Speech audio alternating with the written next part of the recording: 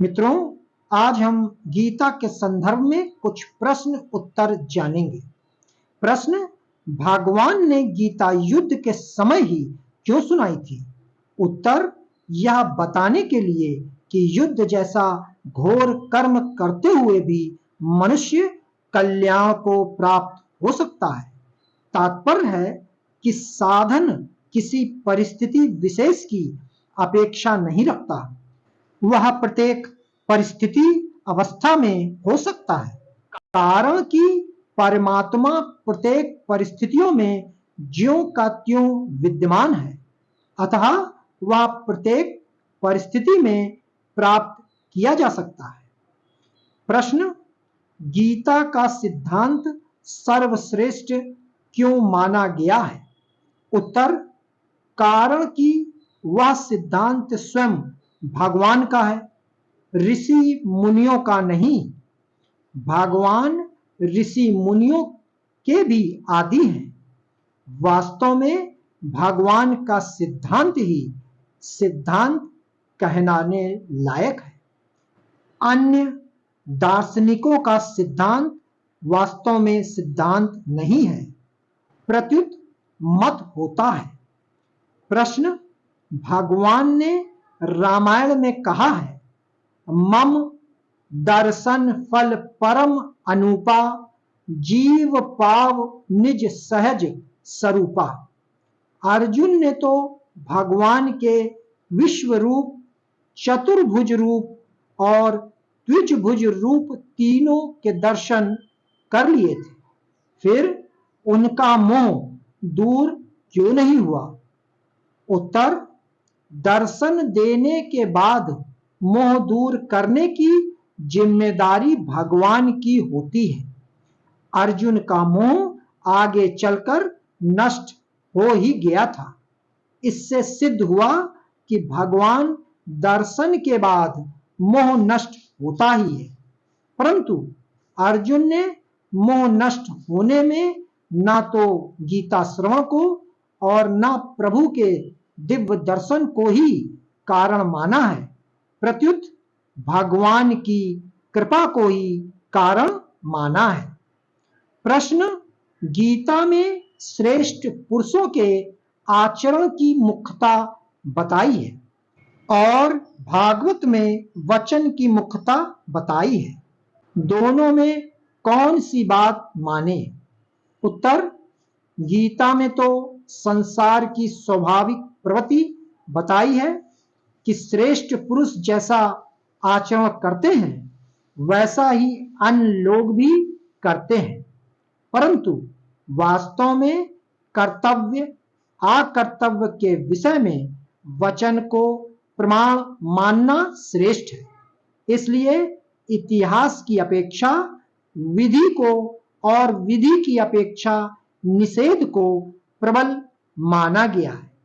श्रेष्ठ पुरुषों के आचरण का स्वाभाविक ही दूसरों पर असर पड़ता है, चाहे हम देखें या न देखें, परंतु जहां उनके आचरण और वचनों में विरोध दिखे, वहां उनके आचरण न देखकर उनके वचनों का ही पालन करना चाहिए।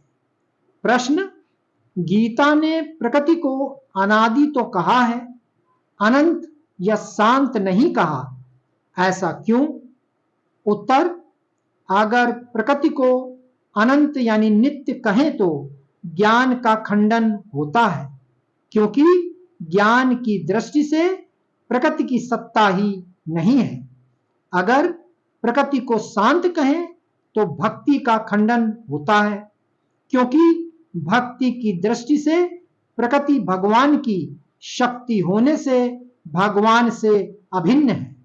अतः भगवान ने ज्ञान और भक्ति दोनों की बात रखने के लिए ही प्रकृति को ना अनंत कहा है और ना ही शांत का प्रत्युत अनादि कहा है। प्रश्न: भगवान ने गीता में कहा है कि अगर मैं कर्तव्य का पालन नहीं करूंगा तो लोग भी कर्तव्य से विमुख हो जाएंगे, इसलिए मैं भी कर्तव्य का पालन करता हूं, फिर आजकल लोग अपने कर्तव्य का पालन क्यों नहीं करते हैं? उत्तर, भगवान की बात उन लोगों के लिए है जो भगवान को मानने वाले हैं।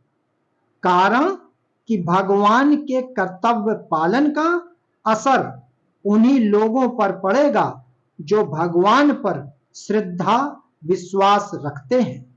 जो भगवान को नहीं मानते, उन पर भगवान के कर्तव्य पालन का असर नहीं पड़ेगा।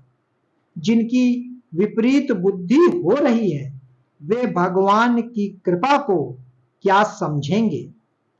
प्रश्न, गीता में भगवान ने कहा है, अभय दैवी संपत्ति है और भय आसुरी संपत्ति।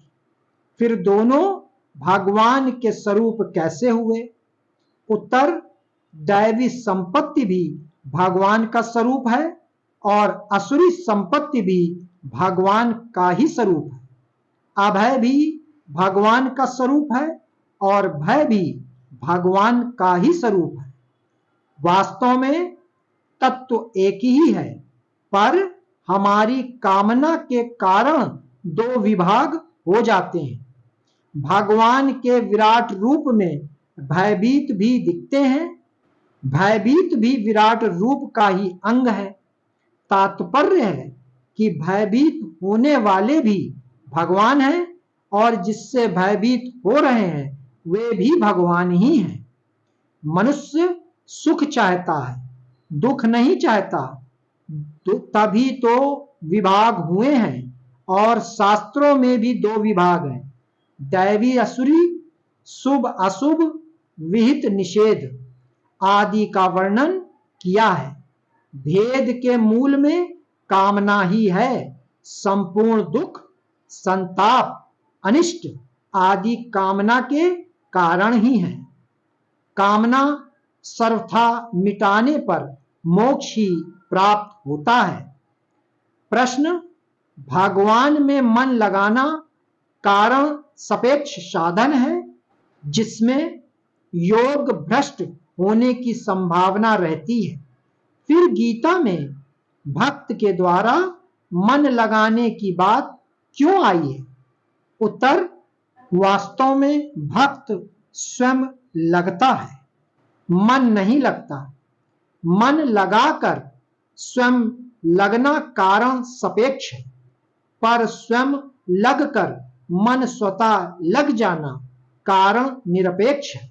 भक्त मन लगाकर स्वयं नहीं लगता, वह स्वयं लगता है। फिर उनके मन, बुद्धि, इंद्रियां भी अपने आप लग जाते हैं। मित्रों, हमें कमेंट में ओम श्री परमात्मने नमः लिखना ना भूलें।